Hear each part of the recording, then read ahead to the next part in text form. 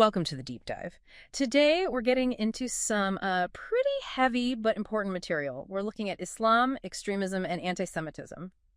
Yeah, specifically how we moved from, a classical religious framework that actually included Jewish communities in a specific way to the kind of violent exclusion we unfortunately see from extremist groups today. That's the core question. And it's crucial, like you said, to see today's violence not as some inevitable outcome, but as a real break from tradition. Right. So our goal here for you listening is to trace that line, to show how the ideology behind groups like al-Qaeda or ISIS represents a deliberate rupture, a rejection of about 1,400 years of Islamic legal and theological thought. And to understand that rupture, you first need to grasp the starting point.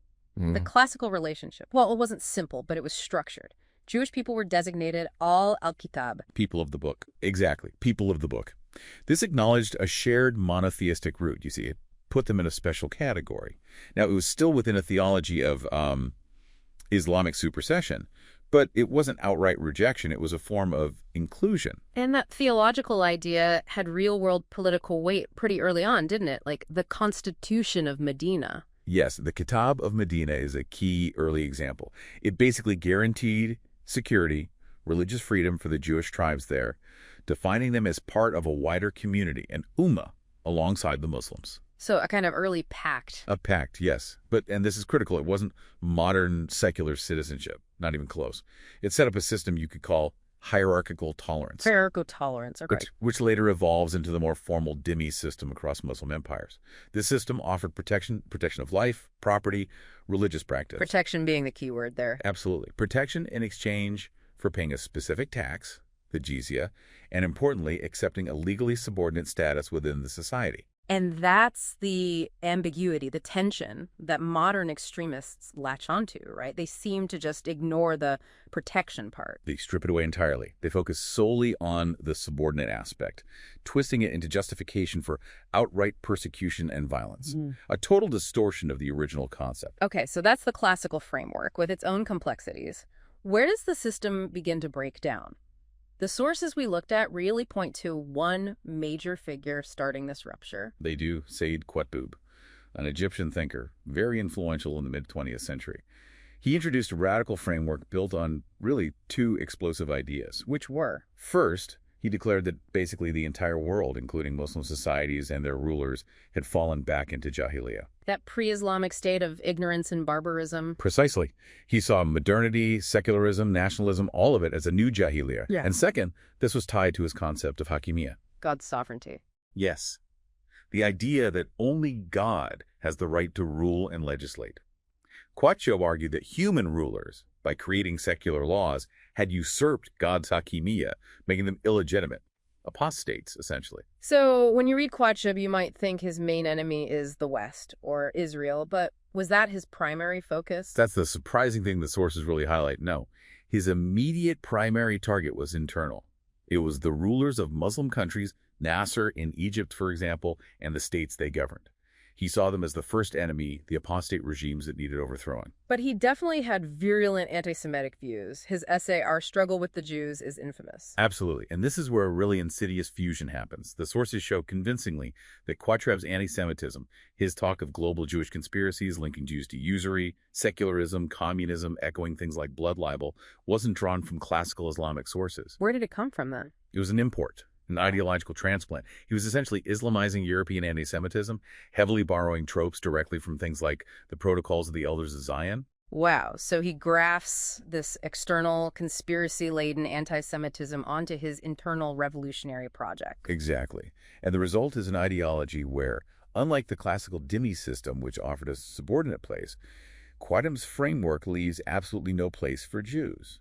It fundamentally dissolves even that earlier conditional protection. So Qutb provides the toxic ideology. Who turns it into a global call to action? That would arguably be Abdullah Azzam, often called the father of global jihad.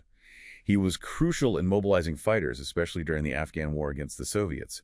His key contribution was a legal one, a shift in understanding jihad. He issued a specific fatwa, right? Yes. He essentially argued that defending Muslim lands under attack like Afghanistan then transformed jihad from what traditionally was fard kifaya. A collective duty, meaning if enough people do it, like a state army, the obligation is met for everyone else. correct. He changed it, or argued it changed, to fard ain, An individual duty. an individual obligation binding on every single capable Muslim personally, like prayer or fasting. And the implication of that is huge. Yeah. Massive.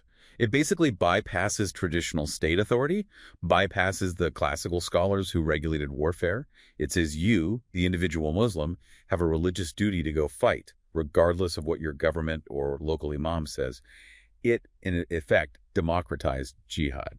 And that opens the door legally and logistically for groups like al-Qaeda, ISIS. It provides the justification for the global foreign fighter phenomenon. It's the precedent they rely on. Okay, so we have Qutb's ideology, Azam's mobilization framework. Right. What's the final tool used to justify widespread violence, even against fellow Muslims? That's the weaponization of takfir. Declaring a Muslim to be an apostate, a kafir. Exactly. Now, takfir exists in classical Islam, but it was heavily restricted, used only in very specific circumstances by qualified scholars. Extremists radically broaden it. How so? They declare secular Muslim rulers apostates based on Qutb's ideas. Then they extend that declaration. Anyone who works for the apostate state, soldiers, police, civil servants, even sometimes voters in democracies, they too can be declared kafir. And once someone is declared kafir, Then in their view, the classical Islamic rules protecting Muslim life no longer apply. It becomes permissible, even obligatory, to fight and kill them. This is how they justify attacks on security forces, government buildings, even civilians in Muslim countries. It dissolves all the traditional legal safeguards. so pulling it all together, the sources seem to conclude pretty definitively. That Salafi jihadism isn't continuation, it's an offshoot, a radical departure. It rejects centuries of consensus. It takes al-Kitab, the people of the book, and labels them kafir. It takes fard kifaya, the collective duty, and makes it fard ain, an individual free-for-all. It abuses takfir to license mass murder. It's important to note this isn't just our interpretation. Mainstream Islam consistently rejects this. Overwhelmingly. Leading institutions like Al-Azhar University in Cairo, probably the most prestigious center of Sunni learning, have condemned it forcefully. International statements like the Makkah Declaration, signed by leaders from across the Muslim world, explicitly denounce this extremism as a dangerous distortion. Okay, so a final thought for you, our listener, based on what these sources suggest.